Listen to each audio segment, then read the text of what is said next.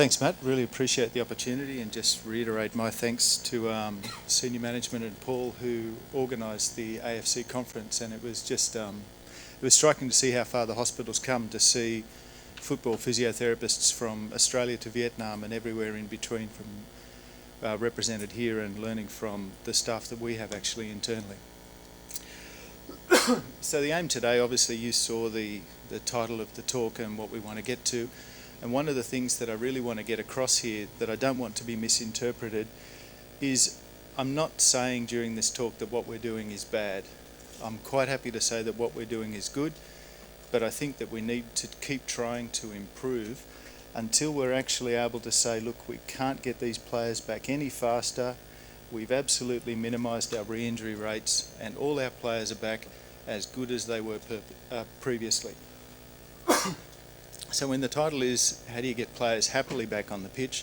One way, oh thanks mate, one way that you can address this is by looking at what failure would look like. And so what would make an unhappy return to play?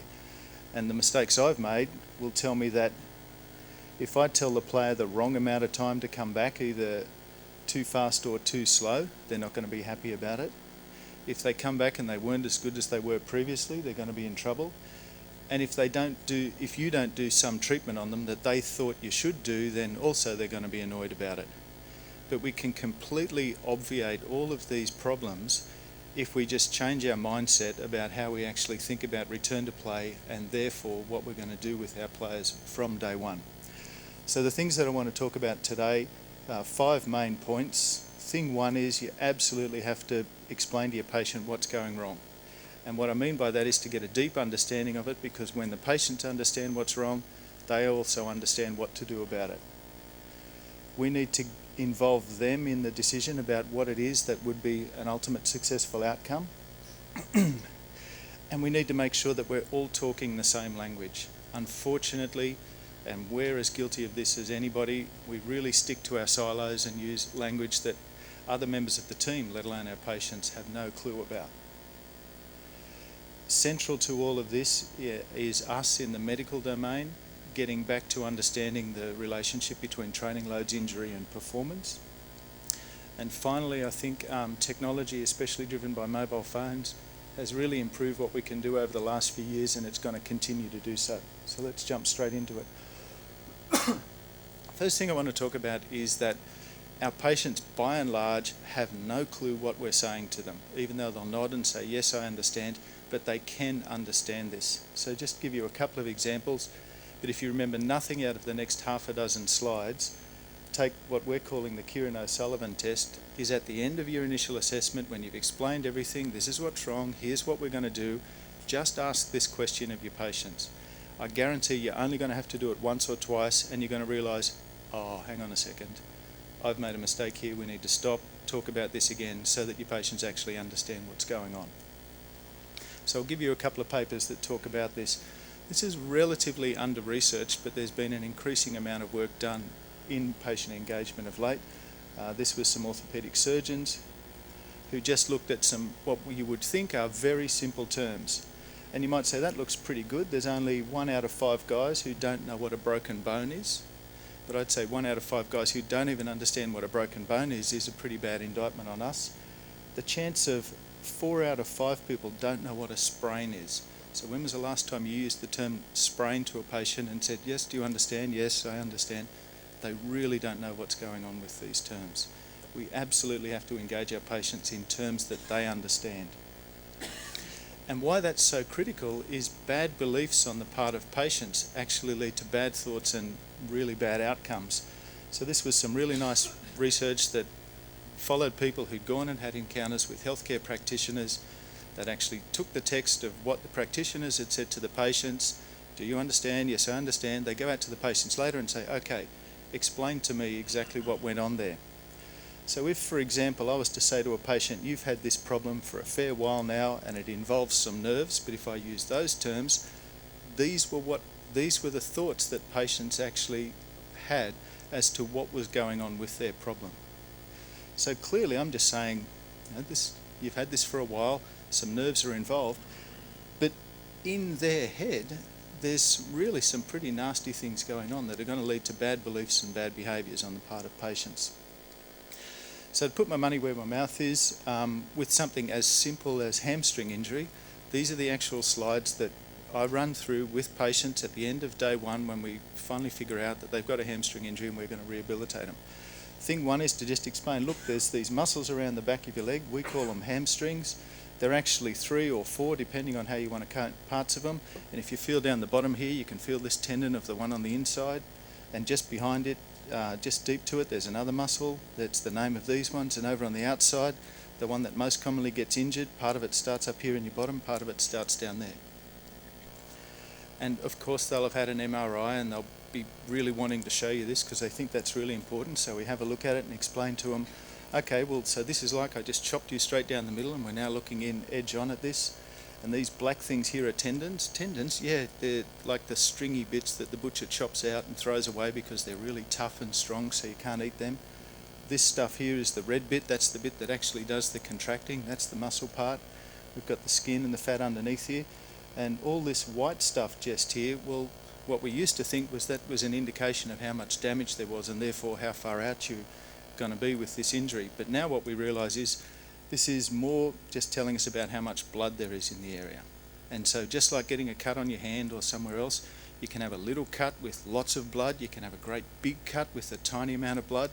So that MRI just says there's some damage in there, and that's all we're going to take from that. So we know that there's an injury to your hamstring, terrific. Now I'm actually going to treat you, not the amount of blood that's on that MRI. That blood, so you're talking about things like platelets, and yeah, platelets. Your body automatically delivers some platelet-rich plasma to that area of injury, really. So what's the point in that? Well, part of the thing that that'll do is it makes this hard area that just kind of grabs the edges of the damaged bit and holds it together and delivers a whole bunch of growth factors to the area. Growth factors, you mean like stem cells? Now they're a little bit different, but stem cells are there too. And we can actually get your own body's stem cells to start to grow more muscle and start to improve things. And just like getting a cut on your skin, this scar tissue is going to hold those this scab, if you like, is going to be sitting on the skin, holding those edges together so to allow the scar tissue underneath it to form. So muscles in that regard are a lot like getting a cut on your skin. They don't heal with normal muscle coming back to the edge. Your body's going to put some scar tissue underneath there, which is not like the original tissue, and that's pretty much the case for all of the things we damage except for bones.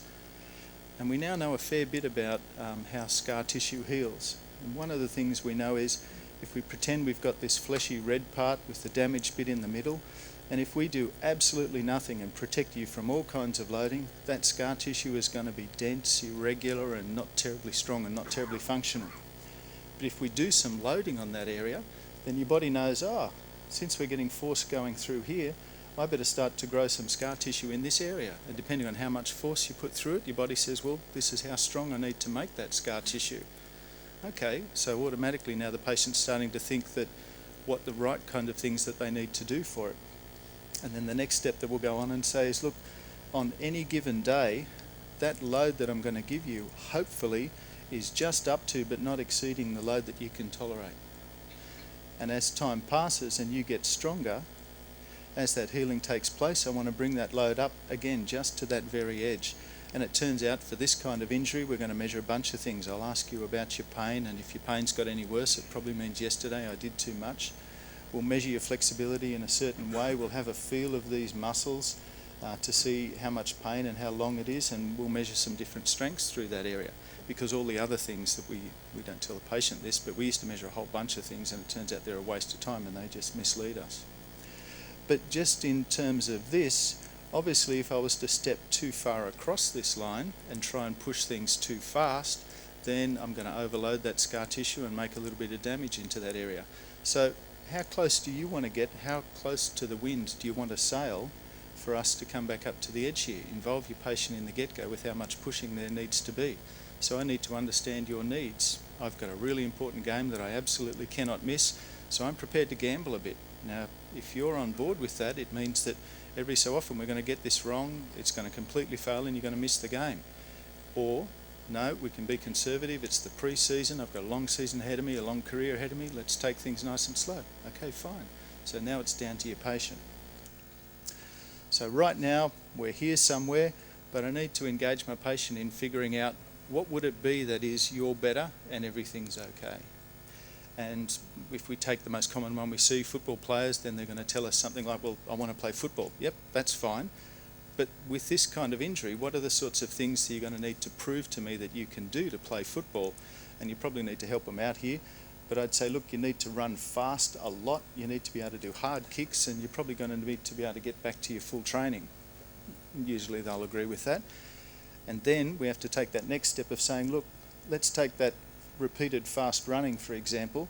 Before you earn the right to do repeated slow runs, you'd have to prove to me that you can do some slow running. Is that fair enough? Yeah, that's fair enough.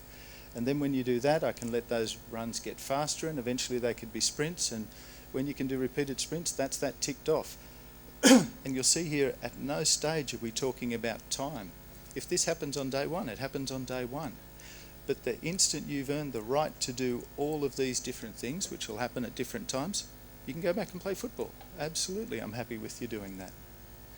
So as time passes and you go from where we are now to what we've agreed on is your ultimate destination, I'm going to keep trying to, in a progressive, stepwise manner, increase your load, and probably I'm going to get it wrong at some stage. Hopefully, I only get it a little bit wrong, so we just drop back down to the last known good, and then we're going to step back up into that area until we get to what we agreed is a final finish with this. And in that case, looking at things as a criteria rather than it will take this long, because the instant you put some time on it, the clock's ticking and you're almost certainly going to be wrong, and you've set your patient up to be unhappy. But if instead it's they're earning the right by reaching these criteria to get back to their level, then the patients, in my experience, are completely happy with this approach. But again, just as a reminder, if you take nothing else out of this talk, this is the most important thing I've said today. Do this with your patients. I guarantee you, you're only going to have to do it once, and then you're going to be saying, why wasn't I doing this all the time? So that's the start part of things, but then we need to think about what actually is successful return to play, and I reckon it means different things for different people. So if I take the examples of the main players in the different teams, success for a coach might mean winning games. Success for the player might mean just getting back into the team. Unfortunately for us, success typically means tissue healing. And I don't think these things are terribly well related. And unfortunately, when we're chasing our goals, we might not be meeting the goals of the really important people or the other people who are within this team. So one of the things we need to do before we can say that, look, we've got this sorted out, we absolutely are at the stage where we should be, is to at least know how long this is taking. So can we get this better? And it's embarrassing at the moment to say that we really don't know how long it takes for the majority of our important conditions to get better.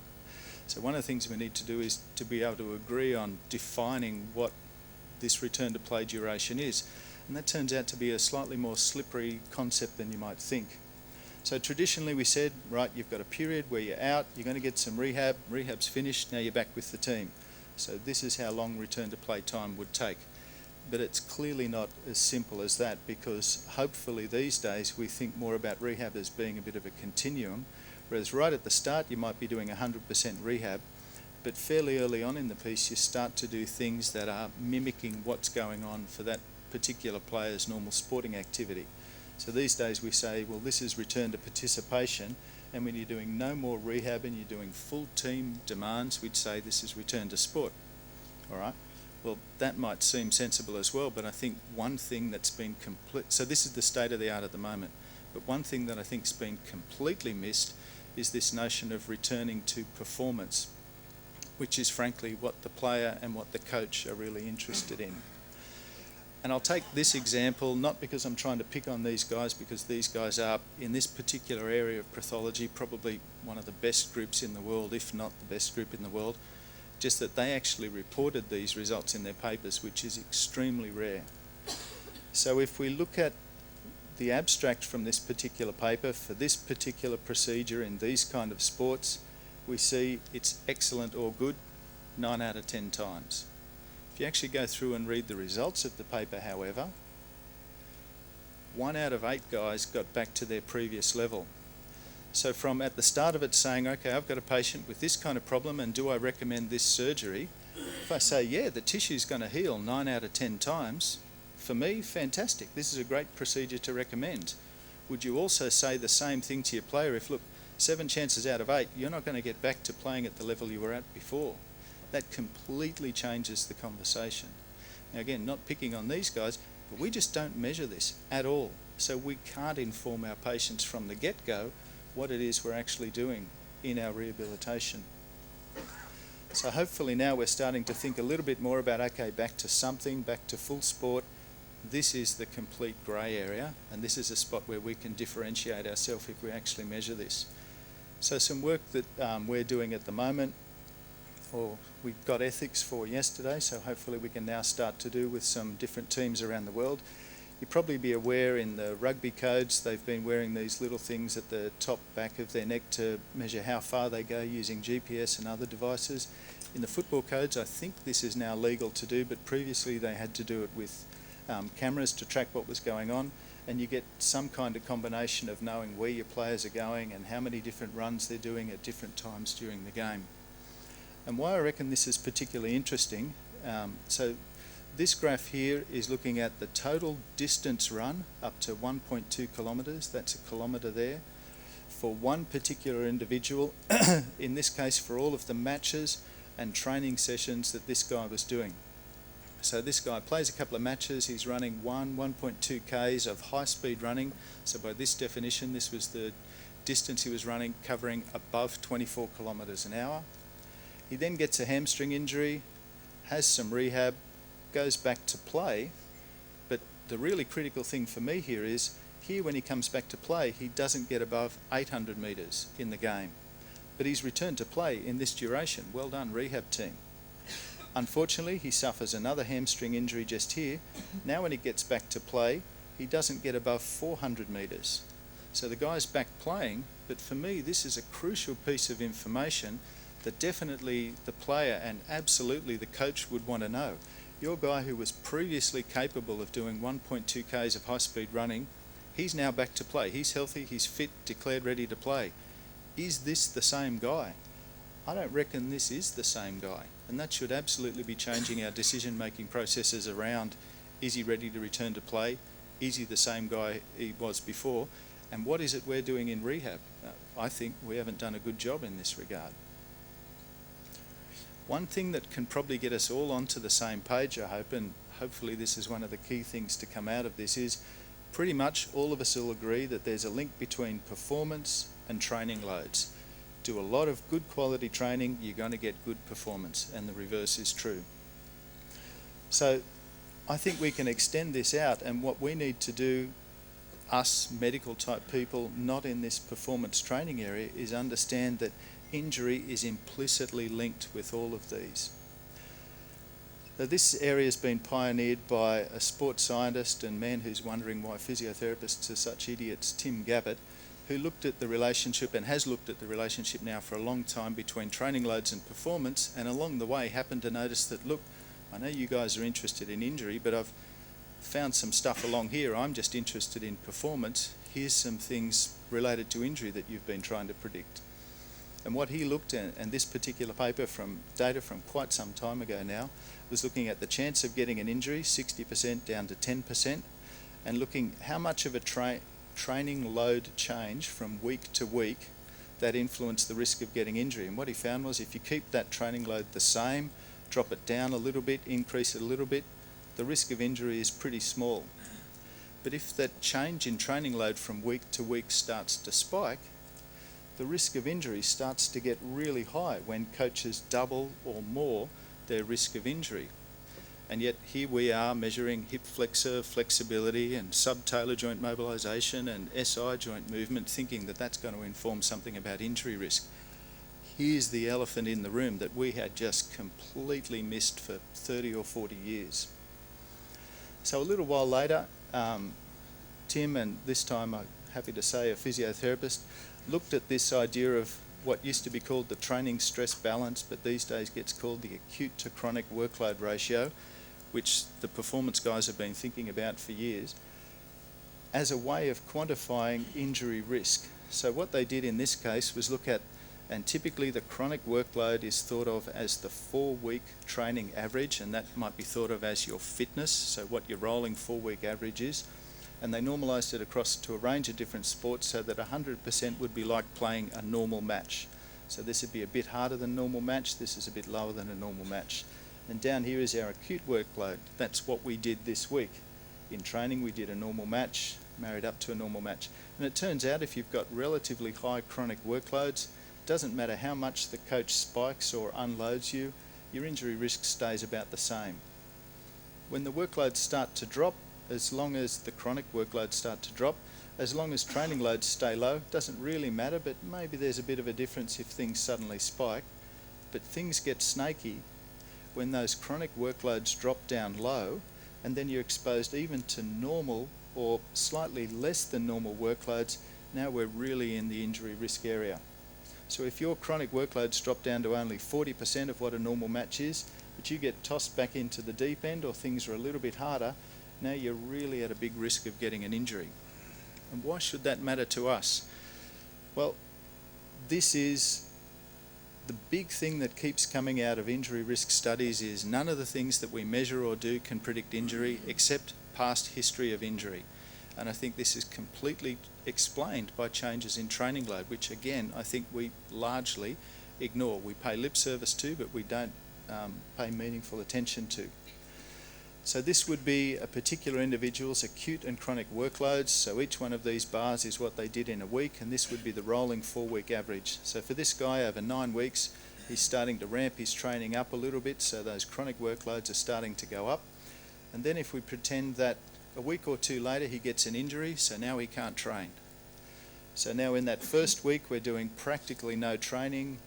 Rehab tries to be really careful and do a good job and gradually step his training loads back up, but look, 5 weeks, hey guys, he's been out long enough, you've got to give him back to me, he's got to come back and play, okay? He comes back and he's now got a chronic workload of about 40%. Goes back and play, we did a pretty good job of stepping his training loads back up, but at 40% chronic workload, he's now really in a bit of trouble if he comes back and plays a normal game or a slightly harder than normal game. So what's our instant response as the medical team? The instant we see that he gets a re-injury, hopefully not unsurprising re-injury, hey, let's slow it down, let's take it easier, let's make sure we keep this guy out for a little bit longer, we're going to be really careful this time, and now we even more slowly ramp up his training loads. Now we've got his chronic workloads way down here somewhere. So we thought about this a little bit, and what Tim and I thought was, well, look, we like to pretend that we're a tight, close-knit group playing happy families.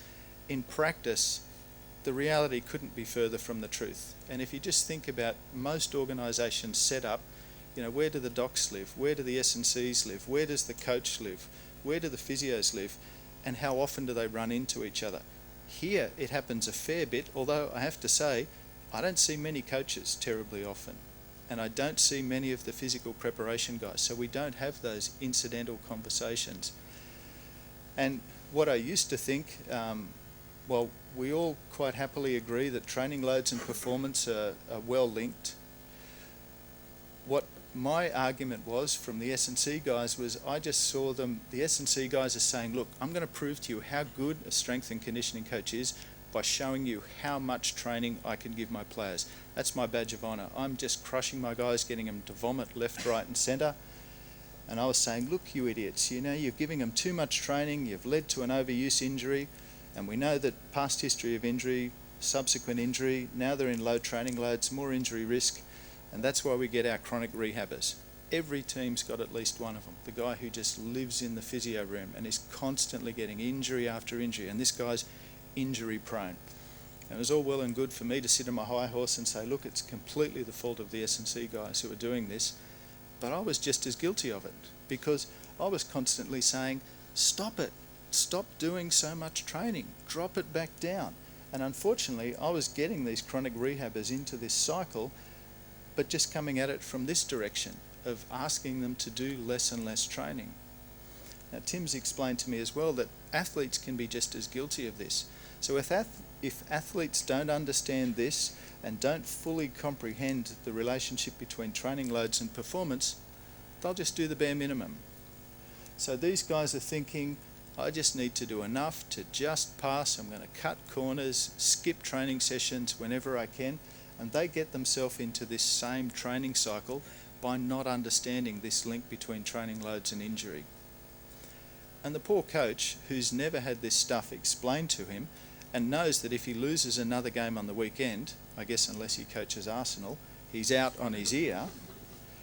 He just thinks, last week we were terrible in defence. I'm going to smash our guys in defence this week. We're going to flog them every single day and we're going to make our defence better, or whatever the case may be, with no understanding of this, how this training load leads to these guys ending up in this position. And unfortunately, this position leads to here. So all of this feeds back together. So I think in this regard, because we can agree on this part of things, this actually will form part of the solution for us here.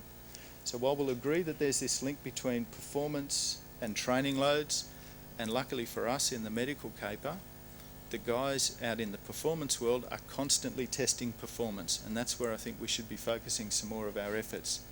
So performance testing will fall under a bunch of different umbrellas, and there's more than this here. I've just tried to put them into these categories for convenience sake. But all of your individual clubs will be doing different kinds of performance testing. And what I think the avenue for us to do is to figure out the way that we can meaningfully use the normal routine performance testing that's happening in clubs anyway to inform our medical practice. So an example I'll give you of here is that a lot of these tests that we just showed involve some running. So during running, there's a bunch of different things that we can measure. So we've looked at this at normal speed, and I think you're a slightly better chance of seeing this at slow motion. But, well, firstly, does this guy look injured to you? And if you say, yeah, he looks injured, tell me with confidence which leg is injured. And you can't. You absolutely can't. So until we actually start to measure some different things here, and I can let you know that this guy is about 8 months, if memory serves, Athel, 8 months post, let's say, a knee injury.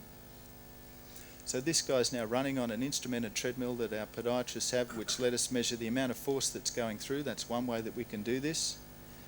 And I'll let you know that he's taking 60% more load through his left leg, or his right leg is taking 1/3 the load less than his left leg is. We can't see this. So as much as we'd like to think us as expert clinicians can watch this stuff, we actually have to start measuring these things. And so Paul here is demonstrating a bunch of other movements that might get done, like a counter movement jump here, or this one's a hop and stick.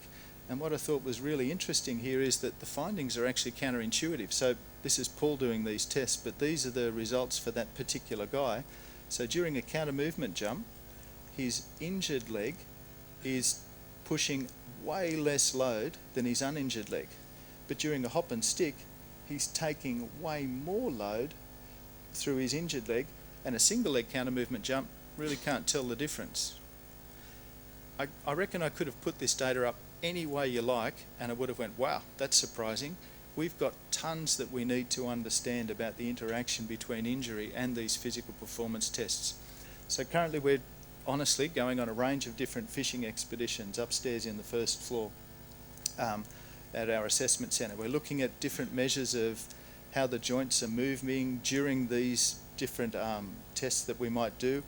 At the moment, we're largely confined to guys who've had injuries. So this is a guy who recently had an ACL injury, so obviously we can't get him doing a hop and stick like this guy who's 5 months down the track, but we can look at some other things. We're looking a little bit at the dark art of EMG, and especially we're starting to look more at forces, so whether they jump onto a force plate or we stick some force plates actually inside their shoes while they're doing different things. So when, as far as the athlete and the coach is concerned, he's doing a single leg counter movement jump, so that's a performance test for him. We can then go and get a range of different measures of the forces, of where his individual joints are at all of the different times. And later on, hopefully we can make some sense of this and try and figure out exactly what it is that differentiates good and bad performance, injury likelihood or not. But by far, apologies again, the audio's not working here, but by far the most important thing is that Paul Reed here takes this information back, and the instant the test is done, so in this case he's looking at what looks like a counter movement jump height, and explains that in terms that the patient understands. Here's where you're at now, here's what normal is, hopefully this is what you were like before the injury, so now the patient gets it, completely understands where they need to be, and that information is relayed back to our treating practitioners as well. All right, well, that stuff costs a fortune. What else can you do? Ruler, I won't have a crack at a last name, is taking some, it did some really nice research, where normally when we want to measure these joint angles, we have to use this really expensive equipment. But if you've got teenage sons, you'll probably know about the Xbox and the Kinect, which can actually track this sort of stuff. It's used in gaming technology.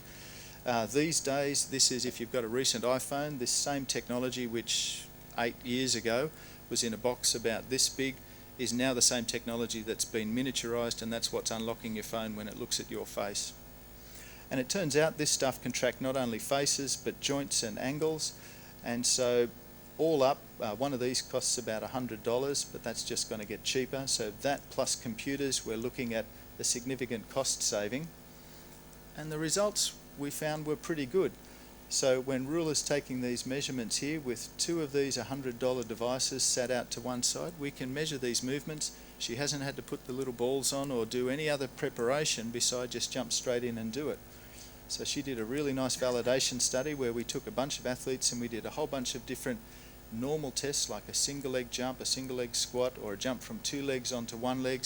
We did the full catastrophe of all the different balls, and it turns out that the Kinect in red, if memory serves, and the sticking the balls on and motion capture, for most joints, for most movements, agrees pretty much. It's not very good at doing thigh and shin rotation, but for most things this is good enough. So then the final thing that I want to get to is to talk about getting rid of this kind of nonsense. So when I show this to a room full of physios, they say, yeah, of course, I understand all of that. But the rest of you in the room are like the coaches and the athletes when we say things like this to them, that they have absolutely no clue what you're doing. But you're the expert, so yes, I understand limb symmetry 87%. That's bad, right? Good. A really nice article was written by a guy who used to work across the road here and is now in charge at Paris Saint-Germain, which is on our journal, freely available.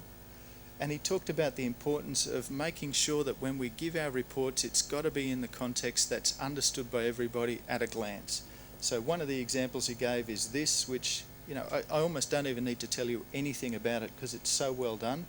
But these are all the different players in the team. This is how far they ran during the game. Here's the normal range. So straight away I can say, well, is that a bad thing, that these guys were lower than normal, or these guys were higher than normal, or these guys were okay? We actually have to work much harder at being able to take our information and translate it into a context that's understood by the people who actually really need to know this stuff, not us. So to summarise, back where we started from, the 5 key points: make sure your patient understand what's going wrong, so then they'll also know what better is and will know how we can actually get there. Speak the same language. We have to get better at translating this information across so patients, athletes, everybody else understands this. We need to get better, I think, as the medical community at understanding this link between training loads, injury and performance, and that's got to be front and centre in what we're doing. And we need to get better at technology. Just right now we don't know where it's going to be. This is going to get clearer in the next 10 years or so. Thanks for your time.